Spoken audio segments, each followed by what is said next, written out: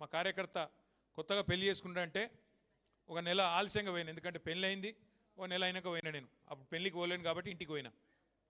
ఇంటికి పోగానే ఛాయ్ దాపిచ్చిర్రు, చల్ల మన నీళ్ళు ఇచ్చిర్రు, ఛాయ్ దాపిచ్చిర్రు. బాగున్నావా తల్లి అన్న ఆ పెద్ద మనిషిని, ఎవరు మా నాయకుడి అమ్మగారిని. ఏం బాగున్న కొడుక, ఏం బాగలేనన్నది. అగో ఏమైందమ్మా అని అంటే ఇక కోడలి పిల్ల వస్తుంది, నెలకు 2,500 వస్తాయి అనుకున్నా, కోడలు వచ్చింది కానీ ఏం రాలే అన్నది. ఇది ఎక్కడ బాధ. నేను కోడలి పిల్లని చూస్తే ఆ పిల్ల ఇంకా గడుస్తున్నది. అత్త నువ్వు కూడా 4,000 వస్తాయి అనుకున్నావు, నీకేమన్నా వచ్చినాయా అని ఆమె అన్నది. ఇప్పుడు రేవంత్ రెడ్డి వల్ల అత్త కోడల పంచాయతీలు కూడా మోపోయినాయి. అంటే ఎంత దౌర్భాగ్యపు పరిస్థితి అంటే 100 రోజుల్లోనే 6 గ్యారంటీలు, 100 రోజుల్లోనే మొత్తం చేస్తా.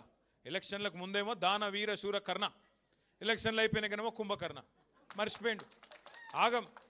అడిగినాం అనుకో గట్టిగా, ఏమయ్యా రేవంత్ రెడ్డి గారు మరి ఇన్ని నరికితీవి కదా, ఆశాలకు 18,000 అంటివి, ఆశ చూపెడితివి, అందరికి ఏమేమో చెప్తివి, ఏమన్నా చేసినావో ఒక్కటన్నా చెప్పు ఏం సంగతి అంటే, ఎంత కండలు తిరిగిన వస్తాదైనా 3 నెలల పిల్లలు పుట్టిస్తాడా?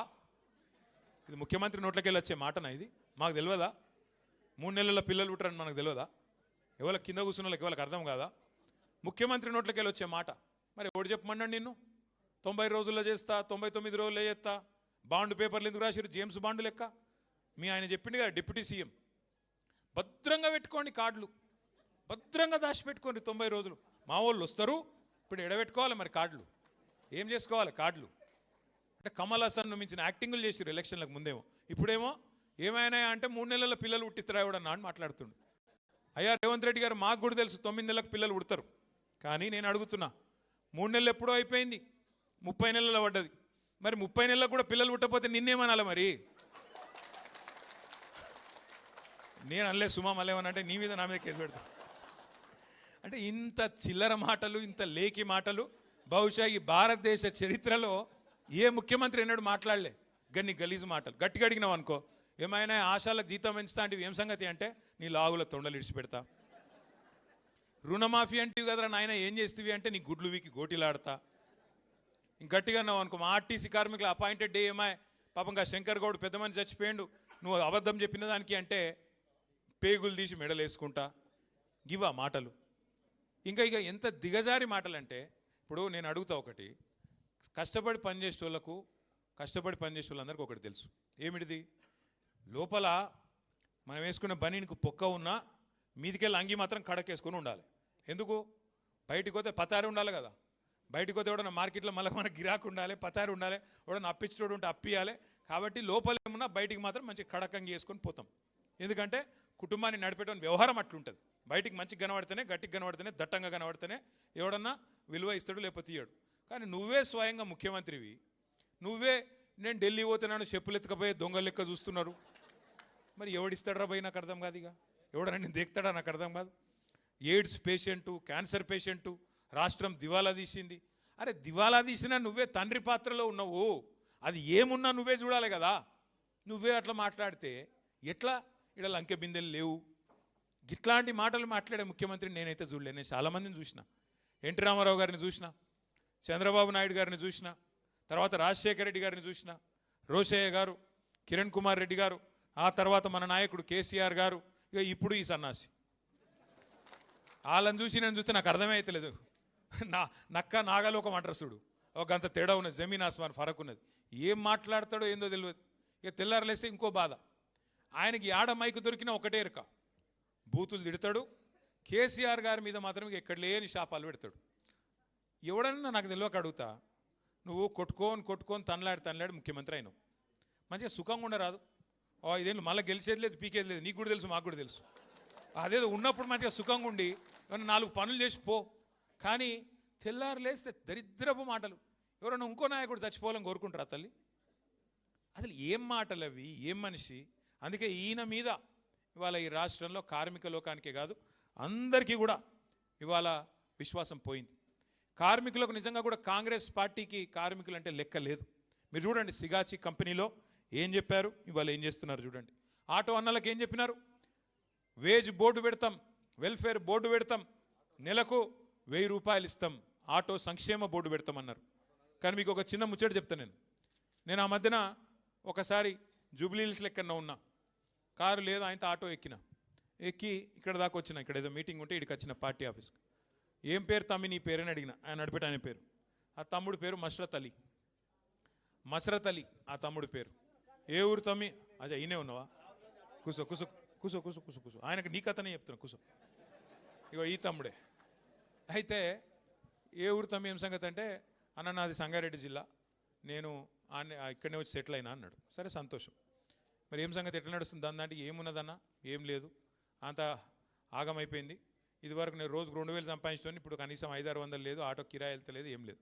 అచ్చా అట్లనా అంటే ఇక హైలైట్ ముచ్చట చెప్తా. ఇక తమ్ముడు ఏం చెప్పిండంటే, ఇదే తమ్ముని ఆటో ఈయనదే రాహుల్ గాంధీ గారు ఎక్కిండు ఎలక్షన్ ముందు.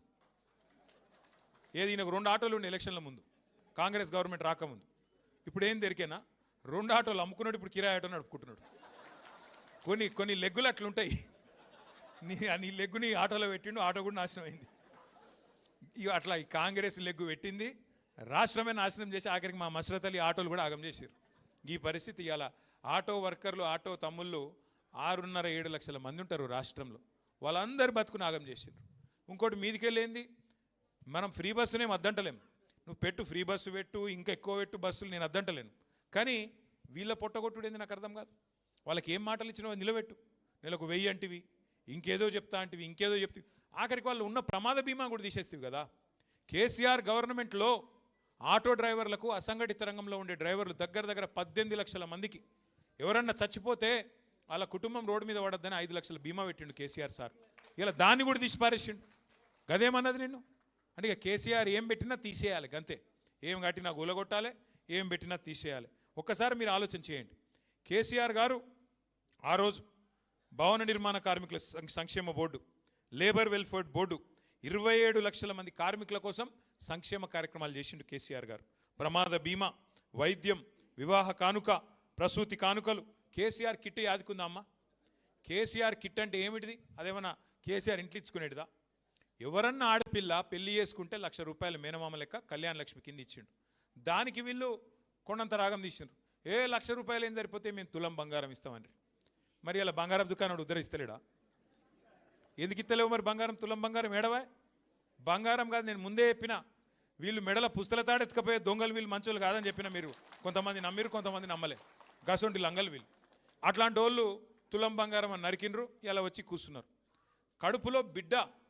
కడుపులో లగ్గమైన తర్వాత కడుపులో బిడ్డ పడితే, ఆ బిడ్డ గవర్నమెంట్ ఆసుపత్రిలో ప్రసూతికి పోతే, ఆడపిల్ల పుడితే మహాలక్ష్మి పుట్టిందని చెప్పి ₹13,000 ఇచ్చి, మగపిల్లగాడు పుడితే ₹12,000 ఇచ్చి, దాని వెనుక కూడా కేసీఆర్ గారి గొప్పతనం ఏందో మీకు ఒక్క నిమిషం చెప్తాను.